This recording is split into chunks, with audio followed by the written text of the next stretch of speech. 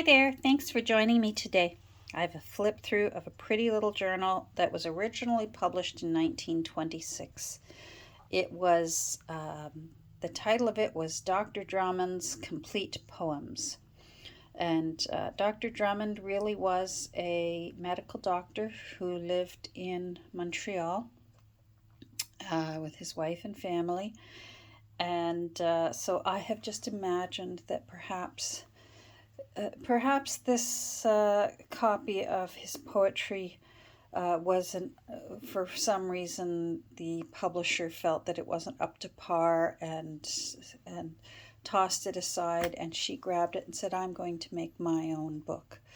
And so I come up with these stories in my head as I'm making my journals, as ever, and it's now become Mrs. Drummond's book. So, and I imagine that maybe this is Mrs. Drummond on the cover. This actually is a photo from a book I have on historic Ireland. So there's an Irish lady on the front of her doorstep with her little pet dog, and there's lace curtains in the window. So I'm presuming she's lace curtain Irish. It's not a farm, so I don't see how she could be pigs in the pantry Irish, as my grandmother used to say, that there were two kinds of Irish. And so I presume my books take on a character, and of the Irish that were in my family, they were very, very devout Catholic. And so I've put a pretty little rosary on the with a safety pin up here, so it can be taken off and removed if the new owner wishes. But I just imagine maybe Mrs. Drummond kept her rosary near where her journal was, and there's a crystal bauble from off of a chandelier, and maybe it fell off of her chandelier and she saved it and tied it to the bookmark of her book. So let's take a look at how big this book ended up being. About 5 1/4 by 7 3/4 by 1 1/2.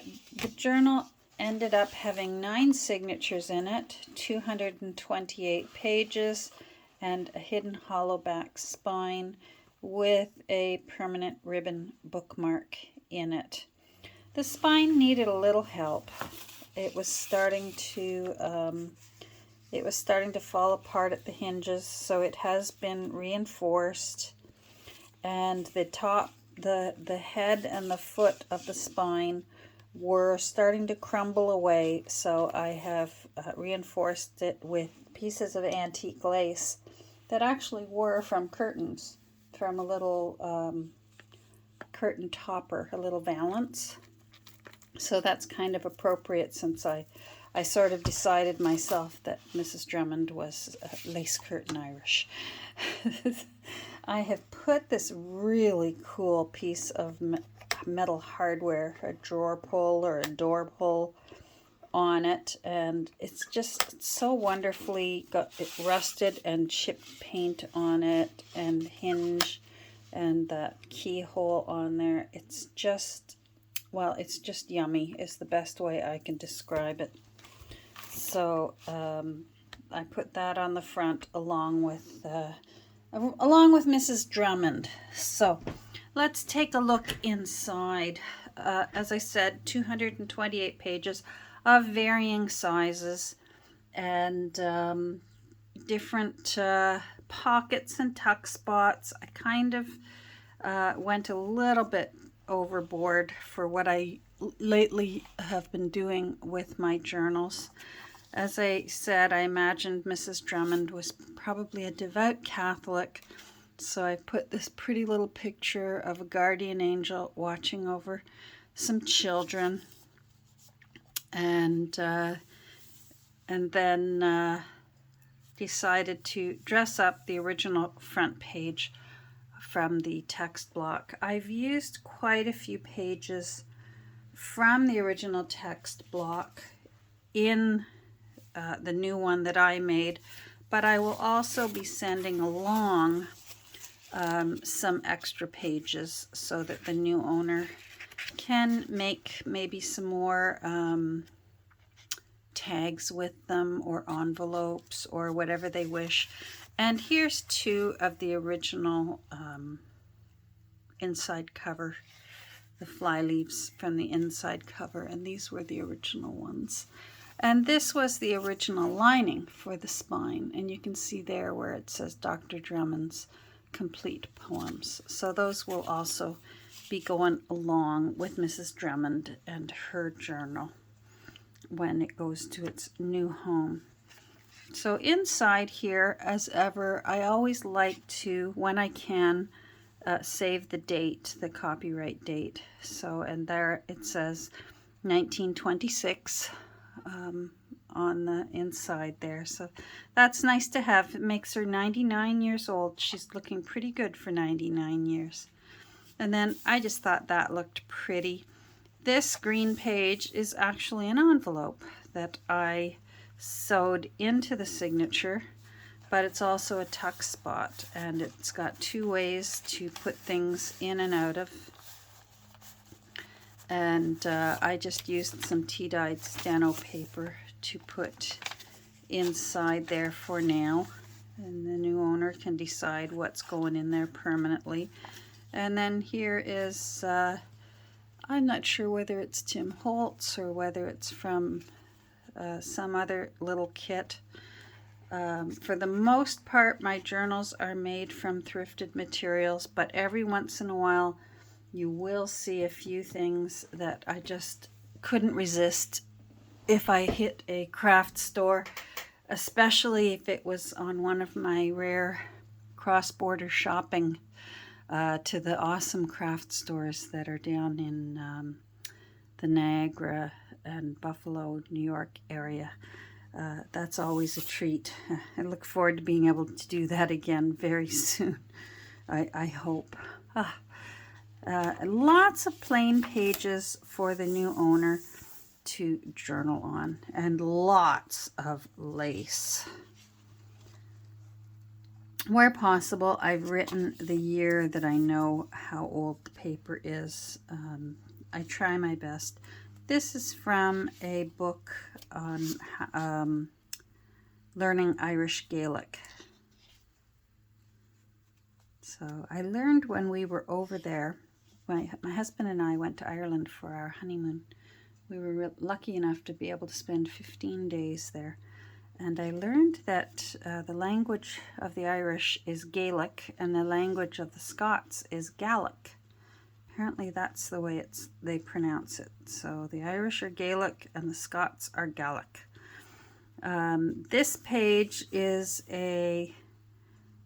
I've glued it in like a plate, and it's from a book from 1911.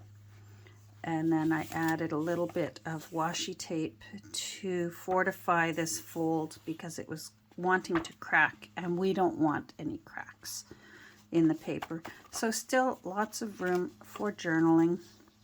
This side is the other side of the green envelope, but it's also a tuck spot, and it also can be opened up and journaled under there, and then tucked back underneath this little piece of Tim Holtz type ephemera. Over here, this is from a smaller piece, a smaller signature, and so I covered it with 1940s wallpaper and made a pocket out of it, and I thought that kind of looked pretty. And then this is from a game from Great Britain. There's a company called Cow and Gate, and they make baby formula. And it was a card game that you could get through Cow and Gate Baby Formula. And this was from 1928, and I found it at my Weigh and Pay store a couple years ago. And each card in this game is a different character in the game. So this is Miss Pill, and she's the chemist's daughter. And I thought that was rather appropriate since Dr. Drummond is a doctor, that maybe his daughter became, or maybe his granddaughter became a chemist, that one of his children was a chemist, a pharmacist. Then I started making some journaling tags out of pages of poetry from out of the book, and this poem was called We're Irish Yet. So I thought I'd make that look Irish and put some fussy cuts on it and some marbled paper, and made a little tuck spot with some offcuts from the end papers that I put in. And this is from an old small Bible that I have, the book of St. Matthew. I think it's chapter 11 there. This is from crochet for pineapple, a version of the pineapple pattern. My mother made a lot of those over the years. She could do it without even looking. She could watch TV and her crochet hook would just be going crazy. And that is Dr. Drummond himself. Here's some vintage ledger paper gifted from my friend Alice. And here is from a French school book, well, learning French school book for the English to learn French.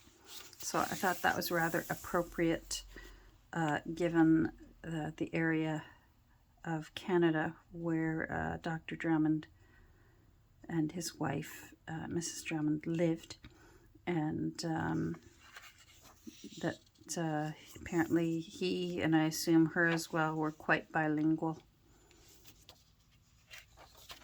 A little pocket here made from the Sears Roebuck catalog, and then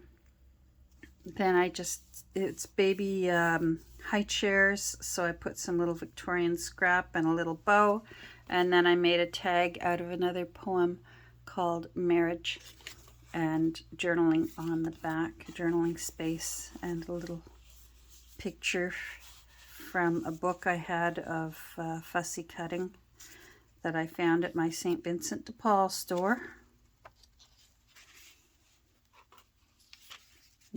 We've moved over to St. Mark on that side of that folio. And again, lots of journaling space. Another little card used in here. Some music composition paper and just some regular old paper. And more French here. And another tag for journaling on, and this one was a poem from the original text block called The First Robin, so I had to put a robin on it. And this was made from an antique postcard, but it was crumbling and falling apart, so I made it into a tuck spot. This is wrapping paper that shows different German bisque dolls. Here's the permanent ribbon bookmark that can be moved anywhere in the book. And it's got an antique fob from a chandelier on it.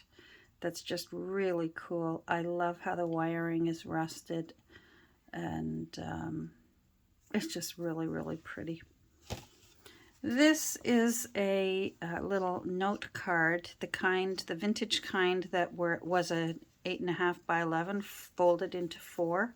So what I did was I sewed it into the center of the signature, but then I glued these two pieces together and cut a notch in them. So then there's journaling on all these pages, but there's also a pocket with a little note inside it. I'm just going to put that there for now so we can keep moving along.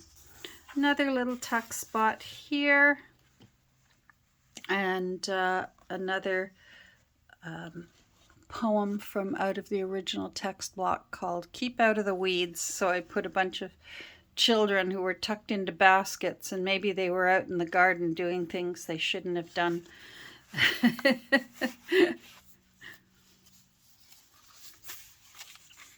And there are other sides of those pages, and I just had fun with some little tiny paper clips and some more little fussy cuts from out of that booklet that I have of little vintage ephemera for fussy cutting, for scrapbooking. And of course, is it a junk journal without a little bit of Edith Holden in it?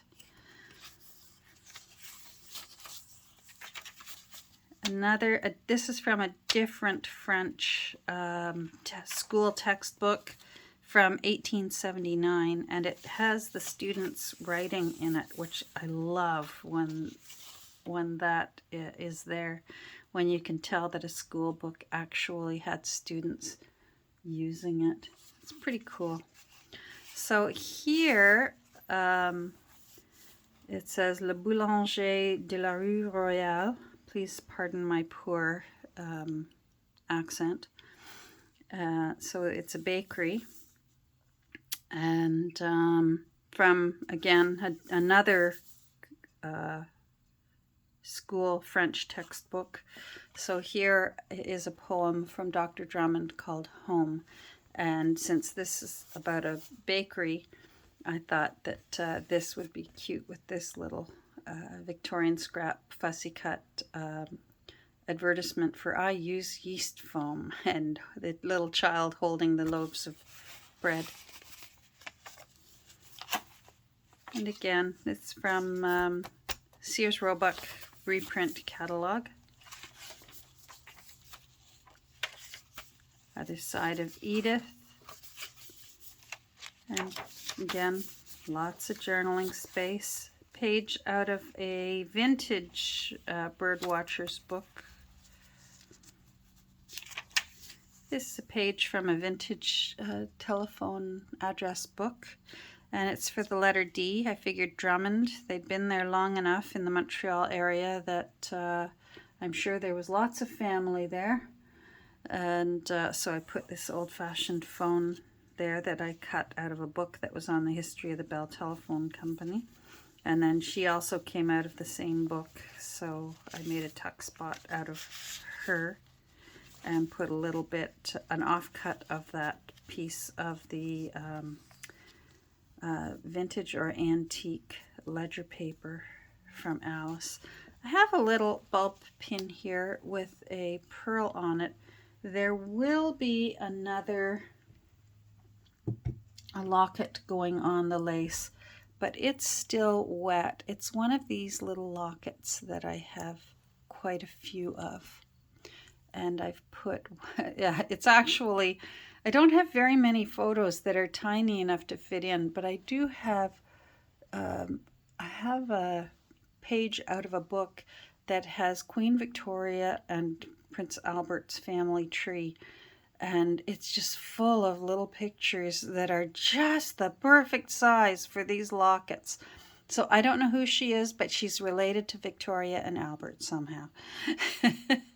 And she'll get pinned onto one of these laces. But right now she's drying because I used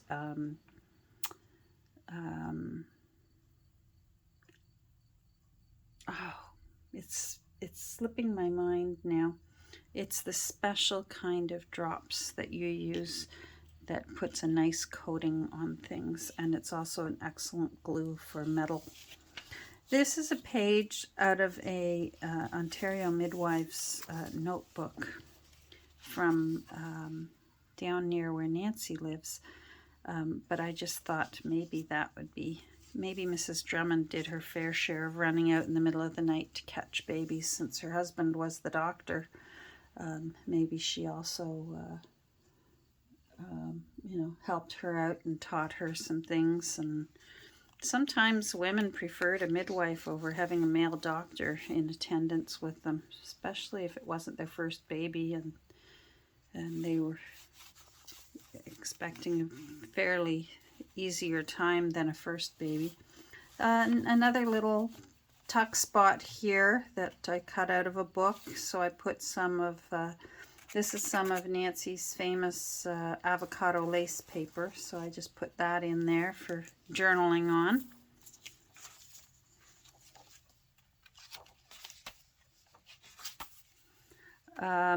It's a receipt from the Gordon Mackay Company Limited in Toronto from 1920 something or other. They didn't write the number in it, but so that makes it old. I rather liked that because my mother had an Uncle Gordon Mackay, but he ended up living in Ohio, so that wasn't his company. Would have been cool if it was my mom's Uncle Gordon. Another tuck spot. This poem is called De Stovepipe's Hole. De Stovepipe Hole. Wish I was better at that. I apologize to any native French speaking viewers. So I did a cast iron stove from Sears catalog there to tuck things in, and then I put some over here because it's also the other side of the page of the stovepipe hole, and I glued over it so that that can be journaled on. This is from a book I have that tells a whole story of a village over the course of a few years, and it doesn't have any, it tells the story through the illustrations and no words, which is kind of, I love those kind of books, and I have 2 of this author's books. He does just beautiful artwork. More little, I don't know, he's just having fun with paper clips in this journal. So I was using up offcuts. And another little, this is from a McCall's 1950s magazine. So I glued it onto file folder and put it there. I'm going to stand up here and make sure I'm still centered. I am. Excellent. This is from a 1958 workbasket magazine. It's either a knitting or a crochet pattern. And some more lace. Lots of lace that's been sewn on. Another tuck spot here onto a wildflowers book. Vintage wildflowers book. This is a vintage greeting card, a get well card that I included. I just loved the little teapot and coffee grinder and such. This page is another school book from 1909 this time. And then the other side of that card, it had a poem in it about, you know, getting well. But I wanted to make journaling space, so I still used some more of the offcut of that sheet of paper. I don't like to waste that paper. And it matched so nicely with that pink edge. And then a lady from the Sears Roebuck and a little bit of vintage scrap and an Australian stamp with Queen Victoria's face on it.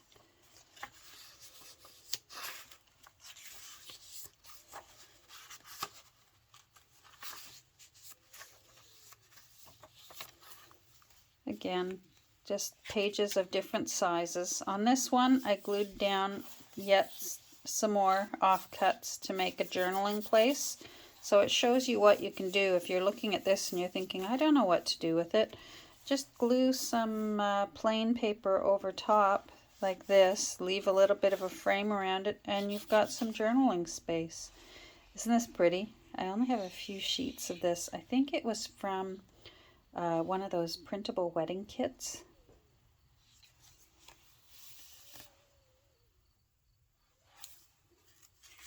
More pages from the original text block.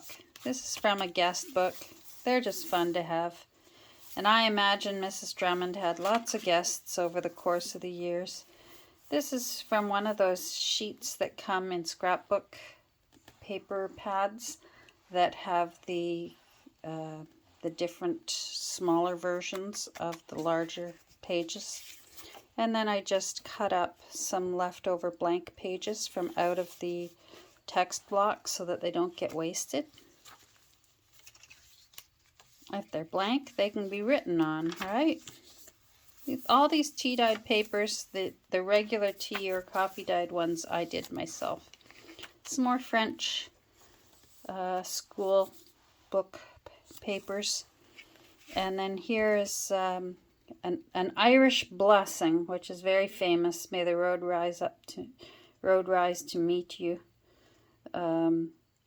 It didn't finish it the way my grandmother always used to finish it, saying, "May you be in heaven a half an hour before the devil knows you're dead." but of all things, it's from Shamrock, Texas. So I think that's kind of cute. And a vintage playing card here to tuck it in.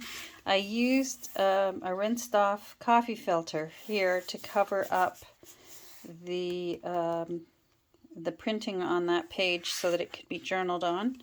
And then over here, again, another one of those pages that has lots of the little versions of the scrapbook pages. So I just tucked that in there with a little bit of lace on another vintage playing card.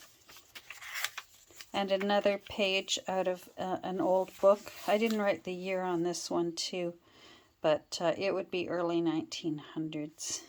And glued in. And another old receipt.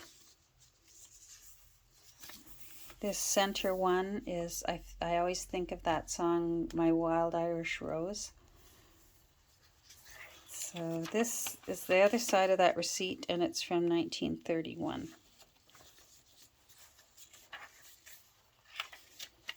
Here we have a pocket that I've made out of wallpaper border, and then this is the preface that Dr. Drummond wrote for his poetry and why he wrote it the way he did in a French dialect. And it's dated from 1897. So he had quite a passion for poetry in addition to being a medical doctor. And then on the last page here, we just have a little bit of fussy cut forget-me-not. And then I've signed it and put 2025 there for the year that it was made. And that is affectionately known as Mrs. Drummond's journal. So I'm going to put that bookmark in there. And her little rosary right there. And I just think that looks so pretty. And that is Mrs. Drummond. So I hope you enjoyed this flip through. And take a moment down below and let me know your thoughts on Mrs. Drummond. Take care and have a great rest of your day. Bye.